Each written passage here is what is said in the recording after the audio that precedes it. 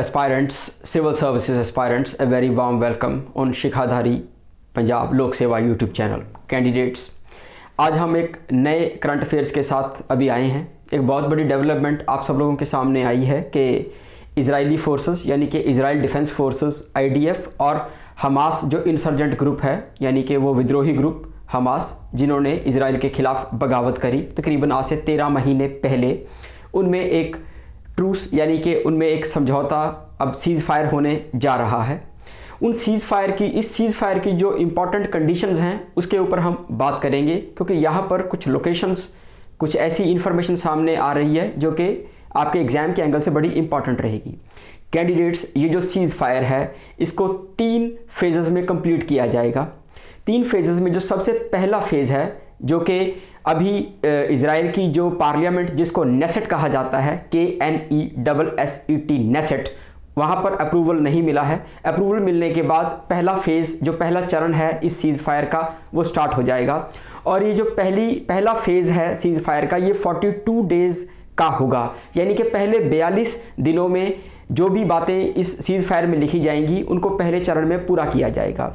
इन 42 दिनों में बेसिकली इस फर्स्ट फेज़ में होगा क्या कि इसमें IDF जो है वो तकरीबन फ़लस्तीन यानी कि हमास आप कह सकते हैं, वो उनके 1300 के आसपास जो उनके सिक्योरिटी पर्सोनल्स हैं उनको रिहा करेगा, रिलीज़ करेगा। और बदले में हमास जो इंसर्जेंट ग्रुप है, आतंकवादी ग्रुप है, वो 33 जो आपके सिविलियंस हैं, इजरायली सिविलियंस, उनको रिहा करेगा और सारे के सारे ये जीवित होने चाहिए पहली इसमें। और इसी पहले फेज़ में क्या होगा कि एक कॉरिडोर है जो कि एग्जाम के एंगल से बड़ा इंपॉर्टेंट है, न्यूज़ में आ गया है, दैट इज़ नेटजरीम कॉरिडोर। ठीक है, नेटजरीम कॉरिडोर जो है वो कहाँ पर पड़ता है? वो गाज़ा स्ट्रिप में पड़ता है। गाज़ा जो पट्टी जो कि लड़ाई की जड़ है, वहाँ पर एक जगह है, जगह का टुकड़ा है छोटा सा 6 किलोमीटर की चौड़ाई लंबाई वाला। देखिए ये 6 किलोमीटर की लंबाई वाला जो 6 किलोमीटर की लंबाई वाला ये ज़मीन का टुकड़ा जो है और 2 किलोमीटर चौड़ा, इसको बोलते हैं नेटजरीम कॉरिडोर।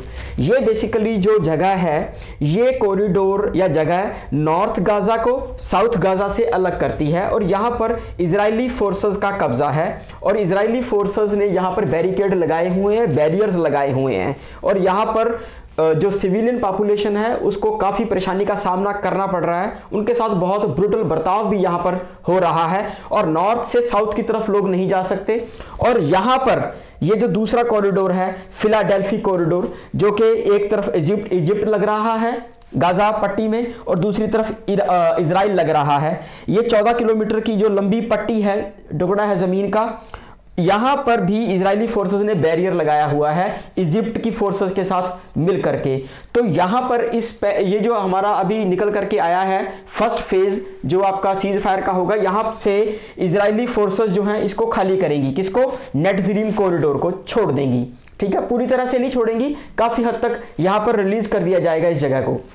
दूसरा फिलाडेल्फी जो कॉरिडोर है, यहां पर इजरायली फोर्सेस बनी रहेंगी पहले फेज में सीज फायर के। क्लियर है? तो ये दोनों जो आपके कॉरिडोर हैं इनके नाम आपने याद रखने हैं, इनकी लोकेशन क्या है, कहां पर है और क्या क्या इनका काम है उसके बारे में आपको पता होना चाहिए। इसी पहले फेज में ये दोनों कॉरिडोर्स के बाद बात करने के बाद क्या होगा कि 16वें दिन यानी कि टोटल 42 दिन का ये फेज रहेगा, 16वें दिन सेकंड फेज की जो बातचीत है वो शुरू हो जाएगी। ठीक है जी। और पहला फेज जो है वो अगर 42 दिनों में पूरी तरह से इंप्लीमेंट हो जाता है तो सेकंड फेज को एग्जीक्यूट करेंगे। सेकंड फेज में क्या होगा कि अभी भी 33 बंधक हमास के द्वारा छोड़े जाने के बाद हमास के पास तकरीबन 65 और इजरायली बंधक होंगे जिन्हें छोड़ना होगा और वो भी सभी जीवित होने चाहिए। ठीक है जी। और सेकंड फेज में जो आपका फिलाडेल्फी कॉरिडोर है इसको काफ़ी हद तक, और जो बफर जोन है छोटे छोटे जो बनाए हुए इजरायली फोर्सेस ने, उनको भी काफ़ी हद तक इजरायली फोर्सेस को छोड़ना होगा। यहाँ पर पहले फेज में जो 42 दिनों का है उसमें एक बात मैं आपको और बता दूं जो कि इंपॉर्टेंट है कि ह्यूमैनिटेरियन क्राइसिस पैदा हुआ है गाज़ा स्ट्रिप में, भूखमरी की हालात आए हुए हैं, बीमारियां फैली हुई हैं, बहुत बुरा हाल है वहाँ पर आम लोगों का। तो जो यूनाइटेड नेशंस की या जो वर्ल्ड एड वहाँ पर आ रही है, ह्यूमैनिटेरियन एड आ रही है, खाना पीना, रसद, दवाइयाँ और सब कुछ, उनके 600 trucks daily Israeli forces enter करने के लिए अलाउ करेंगी गाजा स्ट्रिप में, यानी कि इस क्षेत्र में 600 ट्रक रोज एंटर करवाने की इजाजत देगी इजरायली सरकार या इजरायली फोर्सेस। ये भी पहले फेज में एक इंपॉर्टेंट डेवलपमेंट होगी। सेकंड फेज में 65 होस्टेजेस को हमास रिलीज करेगा और इजराइल जो है वो अपना कब्जा छोड़ेगा और भी कॉरिडोर्स या बफर जोन्स के ऊपर, ठीक है जी। और ये फेज अगर इंप्लीमेंट हो जाता है प्रॉपरली तो तीसरे फेज पर बात आएगी और वो फाइनल फेज होगा जो कि काफी डिफिकल्ट फेज होने वाला है। क्यों?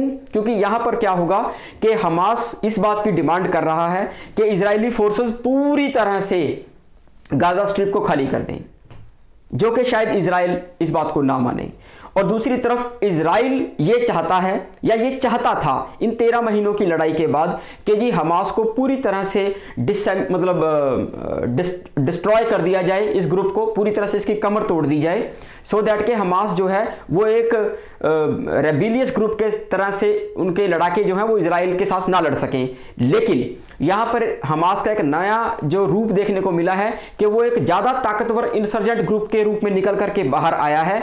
इजराइल तो हमास को खत्म नहीं कर सका क्योंकि जितने हमास के वॉरियर्स जो थे, जो लड़ाके थे, वो इसमें मरे इस कन्फ्लिक्ट में, उतने ही ज्यादा लोगों ने हमास को ज्वाइन कर लिया है। लेकिन उसके उलट इजरायली फोर्सेस को डेली नुकसान हो रहा है वहां पर हमास की तरफ से, और हमास को वो जो कमजोर करना था, उसकी कमर तोड़नी थी, उसको पूरी तरह से इजरायली फोर्सेस नहीं कर पाई। इसीलिए इजराइल का जो मोटिव था वो तो पूरा नहीं हुआ इन 13 महीनों में, और लेकिन जो हमास का मोटिव था कि वो बुरे से बुरे हालातों में भी कैसे इतनी पावरफुल फोर्सेस से लड़ करके आगे आए, उसमें वो अपने आप को कामयाब होता देख रहे हैं। तो ये जो थर्ड फेज है ये देखना होगा कि अब इसमें क्या होता है। क्यों? क्योंकि अभी 3 नेशंस, खास तौर पर यूनाइटेड स्टेट्स, जिसमें आपका प्रेसिडेंट इलेक्ट ट्रंप और जो आपका प्रेसिडेंट उनका अभी जा रहा है बाइडन, जो बाइडन, ये दोनों इस मतलब जो पैक्ट है, ट्रूस पैक्ट है, ये जो समझौता है, इसमें अपना रोल दे रहे हैं। इसके अलावा 2 अरब नेशंस, जिसमें एक आपका इजिप्ट है और दूसरा आपका कतर, इन्होंने भी बड़ा एक्टिवली ये जो आपका सीज फायर पैक्ट डिजाइन किया है, इसका ड्राफ्ट जो तैयार किया है, उसमें अपना योगदान दिया है। तो स्टूडेंट्स, इसमें और भी जो लेटेस्ट इंफॉर्मेशन आएंगी उसके ऊपर भी हम लोग आपको छोटी सी वीडियो बना करके देंगे।